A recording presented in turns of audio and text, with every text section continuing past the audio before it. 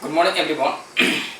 Today I am going to start your political science class, and in this class I am going to start with chapter number 1 of part A.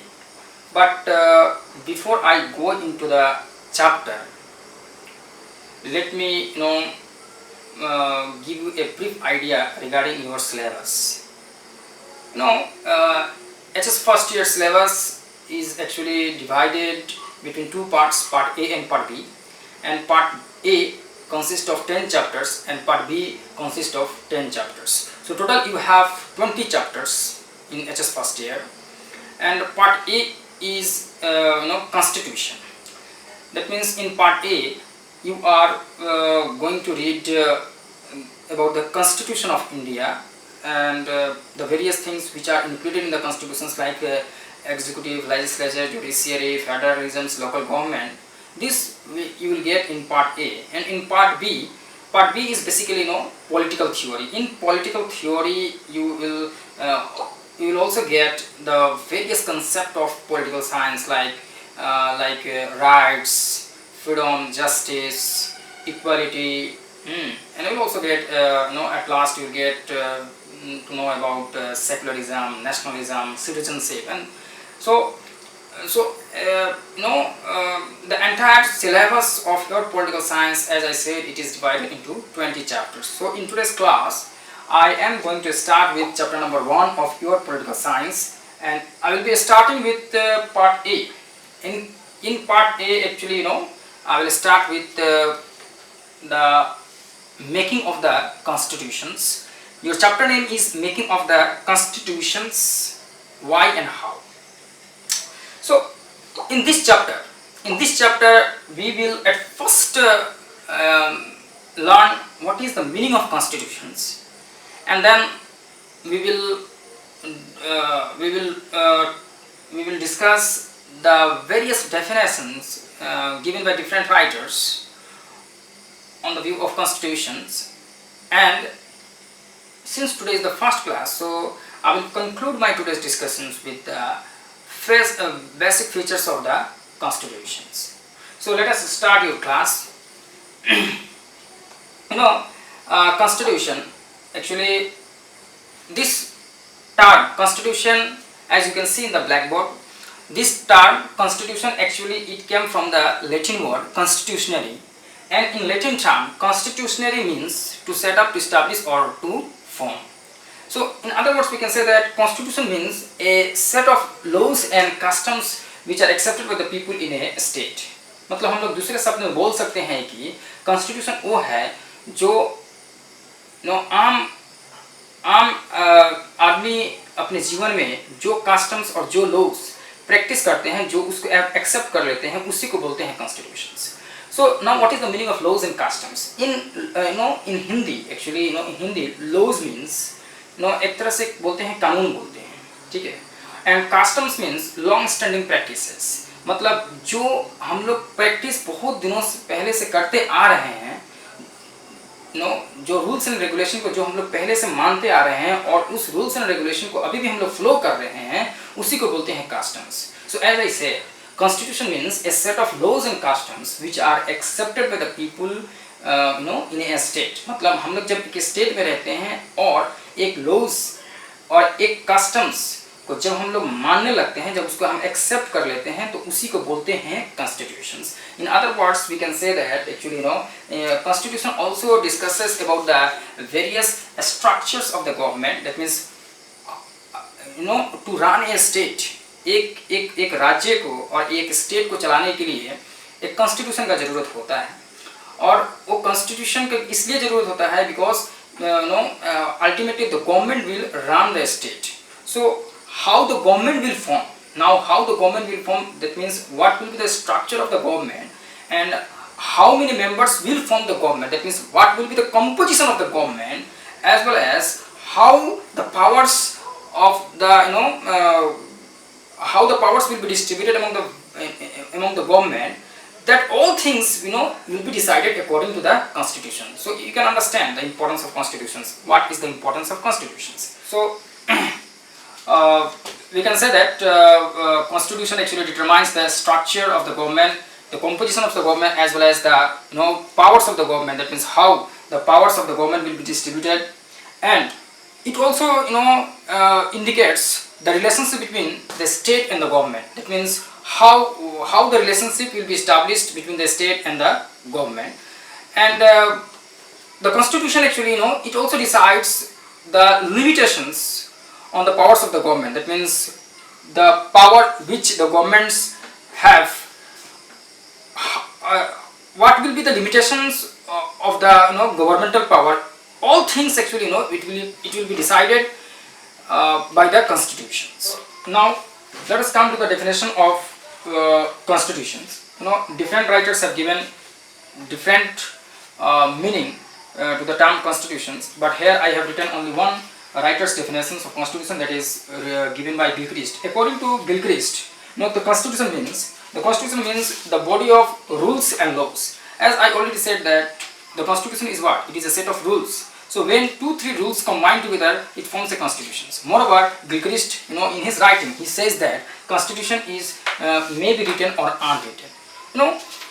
Any constitution of the world, whether it is Indian constitution or whether it is an American constitution, it may be either in the written form or unwritten form. For example, I am telling you that Indian constitution is a written constitution, and whereas UK, that is United Kingdom or England, the constitution of UK is unwritten. So Indian constitution is a written constitution, which actually determine the organizations of the government. That means organizations of the government means how the government will be organized. It will be decided according to the constitutions. And moreover, it also discusses, according to the Constitution of India, the constitution of constitutions, the distributions of the various organs of the government. There are 3 organs of the government. One is the executive, one is the legislature, and the other is judiciary. So executive, legislature and judiciary, these are the 3 organs of the government, and these 3 organs of the government, how their powers will be distributed it will be decided according to the constitutions. So 3 organs of the government होता है. एक होता है legislature, दूसरा होता है executive, and तीसरा होता है judiciary. And these 3 organs of the government, इन लोग का power कैसे होगा? These all things will be decided according to the constitutions. Moreover, and not only that, the constitution actually it also decides the general principles on which these powers will be distributed. That means how these powers will be distributed, whether their powers will be put into limit. All things actually it will be decided according to the constitutions. So from this actually definitions we can understand the actual meaning of the term constitutions. The constitution may be may be written or unwritten, and the constitution also decides the various powers which are given to the various organs of the government. Okay. Now, since today is the first class, so I will discuss one more topics, that is the features of the constitutions. Features of the constitution. After understanding the various meaning of the constitution, we can also understand the various features of the constitution. That means what is the features of the constitution. The first features actually the constitution is, it is the supreme law of the land.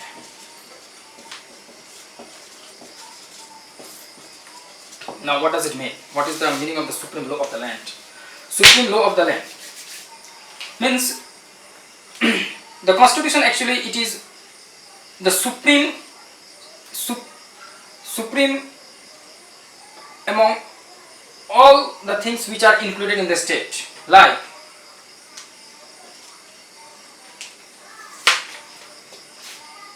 in a state, there will be government, there will be the people, and there will be various institutions.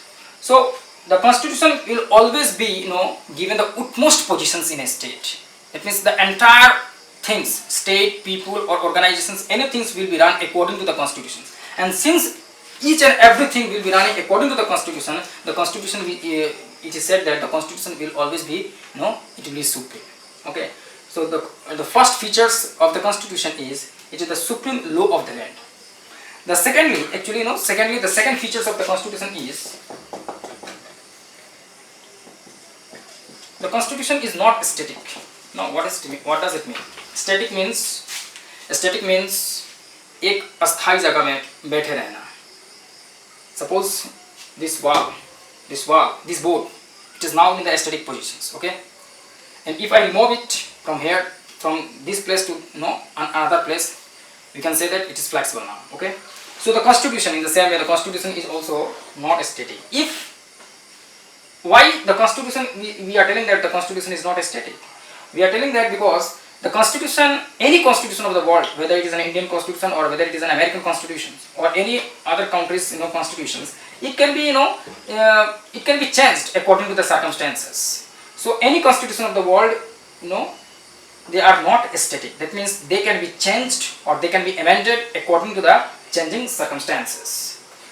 Why according to the changing circumstances the constitution can be changed? Because suppose our Indian constitution, let me give you one example. Our Indian constitution came into force in the year 1950. हमारा constitution 1950 में आया था, but now today is 2020. So the situation of 1950 and 2020 is fully different. So according to the present situations, our constitutions also need to be changed. If we keep anything static, we stop the growth of a nations. So the constitution is ultimately for what? The constitution is ultimately for the development of any country or the development of the people. That is why it is said that the constitution should remain always changeable. Changeable means it will be changed according to the changing circumstances. The third features of the constitution is that the third features of the constitution is that the powers of the various organs of the government will be decided according to the constitutions. That means, as I said, the powers, that means executive, legislature and judiciary, all these organs of the government, they will enjoy the power or they will get the power according to the constitution. That means the way it is written in the constitutions, only in that way they will get the powers. Moreover, another features of the constitution is that the rights and liberties of the people will be safeguarded according to the constitutions. Rights and liberties of the people. Rights and liberties, what does it mean?